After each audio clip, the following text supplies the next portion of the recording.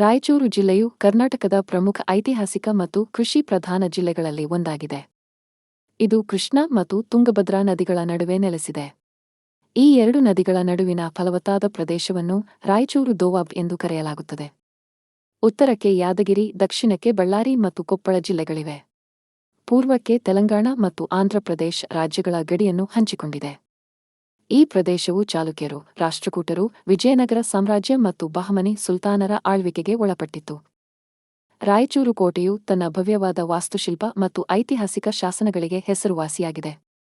ಜಿಲ್ಲೆಯ ಗಡಿಗೆ ಹತ್ತಿರವಿರುವ ಮಂತ್ರಾಲಯದ ಶ್ರೀ ರಾಘವೇಂದ್ರ ಸ್ವಾಮಿಗಳ ಮಠವು ಅತ್ಯಂತ ಪ್ರಸಿದ್ಧ ಯಾತ್ರಾ ಸ್ಥಳವಾಗಿದೆ. ಭಾರತದ ಪ್ರಮುಖ ಚಿನ್ನದ ಗಣಿಗಳಲ್ಲಿ ಒಂದಾದ ಹಟ್ಟಿ ಚಿನ್ನದ ಗಣಿ ಈ ಜಿಲ್ಲೆಯಲ್ಲಿದೆ. ರಾಯಚೂರು ಶಾಖೋತ್ಪನ್ನ ವಿದ್ಯುತ್ ಕೇಂದ್ರ, ಇದು ಕರ್ನಾಟಕಕ್ಕೆ ಅತಿ ಹೆಚ್ಚು ವಿದ್ಯುತ್ ಪೂರೈಸುವ ಕೇಂದ್ರಗಳಲ್ಲಿ ಒಂದಾಗಿದೆ. ಇದನ್ನು ವಿದ್ಯುತ್ ನಗರಿ ಎಂದು ಕರೆಯುತ್ತಾರೆ.